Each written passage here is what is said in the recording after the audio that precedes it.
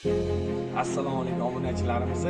Bugun biz dam olgan keldik. Bilasizlar, bu sahiy dushanba dam olgan kun. Ish haftani boshida nima texnikalar narxini tushiraylik. Kommentariylar qoldirsanglar, biz narxini haftani boshida narxini tushiramiz. Aksiyalarimizni boshlaymiz. Bugun biz dam olgan keldik. Yo'lchani qizartirib tanishib ishlaylik jo'natib olaylik. Bizga obuna bo'ling.